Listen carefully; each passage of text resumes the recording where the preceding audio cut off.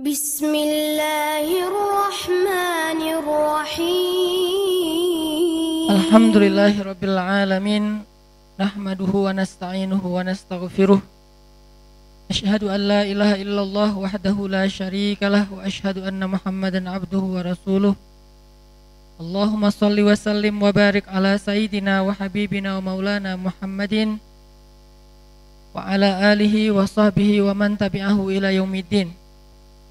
Radina billahi rabba wa bi Muhammadin nabiyya wa bil islami dinah.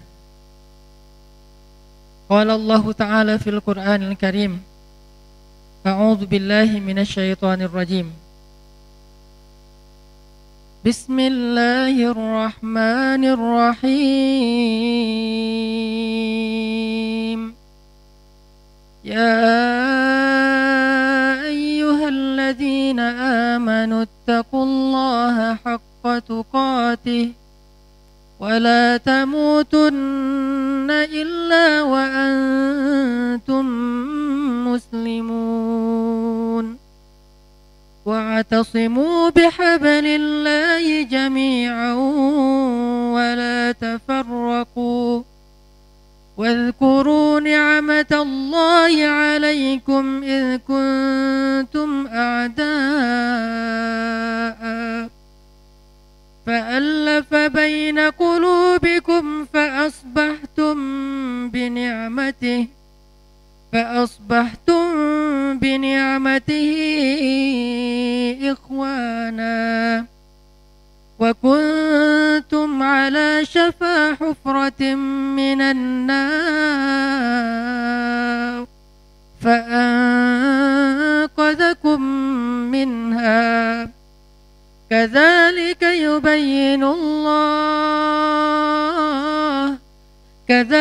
يبين الله لكم الآيات لعلكم تهتدون. Shadaqallahul azim. Teman-teman yang dirahmati Allah Subhanahu wa taala, anak muda Kota Bandung yang selama ini sudah bertahun-tahun menjadi inspirasi kebaikan di seluruh Indonesia. Salah satunya adalah inspirasi hijrah, yang kita tahu bahwa tren hijrah awal munculnya semangat hijrah yang paling semarak itu dimulai dari pemuda-pemuda Kota Bandung. Lalu alhamdulillah menjadi sebuah kebaikan dan menjadi sebuah tren yang kemudian semarak terjadi di mana-mana di seluruh Indonesia. Dan saya selalu bangga dengan anak-anak muda Kota Bandung, anak-anak muda Jawa Barat, dan secara umum pastinya kepada seluruh pemuda Indonesia.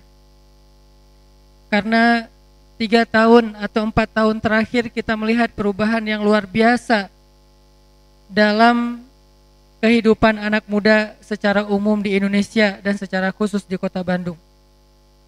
Perubahan yang mungkin lebih dari 60 tahun kita tidak melihatnya di Indonesia. Yang lebih dari 60 tahun kita melihat masjid-masjid kosong dari anak muda. Taklim-taklim sepi dari anak muda. Rata-rata yang mengisi taklim ataupun sholat di masjid hanyalah orang-orang sepuh, hanyalah orang-orang tua dan ibu-ibu. Sehingga rata-rata majelis taklim yang semarak sekitar beberapa tahun sebelum munculnya tren anak muda ini adalah majelis taklim ibu-ibu. Tapi sejak 3 tahun sampai 4 tahun terakhir, kita melihat hampir di setiap taklim, di setiap majelis ilmu, di setiap event-event dakwah yang crowd, itu biasanya dipenuhi oleh anak-anak muda. Dengan berbagai macam latar belakangnya, dengan berbagai macam cerita-cerita kehidupannya, dengan berbagai macam hajat-hajat dan masalahnya. Sehingga sekarang, hari ini kita menyaksikan masjid-masjid dipenuhi oleh anak muda. Taklim-taklim dipenuhi oleh anak muda. Ulama diikuti oleh banyak anak muda. Sosial media marak dengan hashtag-hashtag dakwah, hijrah, kemudian taubat, kemudian ilmu, dan seterusnya dan seterusnya. Ini adalah sebuah nikmat dari Allah Subhanahu wa taala yang diberikan kepada kita bangsa Indonesia secara umum dan kepada warga Bandung secara khusus. Sehingga salah satu cara mempertahankan nikmat yang Allah berikan kepada kita ini adalah la in syakartum la azidannakum. Kalau kalian bersyukur atas nikmat yang sudah aku berikan, la azidannakum, akan aku tambahkan untuk kalian nikmat-nikmat itu. Pertanyaannya adalah bagaimana cara kita mensyukuri nikmat kebangkitan anak muda yang sudah 4 tahun terakhir berjalan di Indonesia? Bagaimana cara kita menghargai nikmat Allah Subhanahu wa taala memberikan hidayah kepada kita semuanya?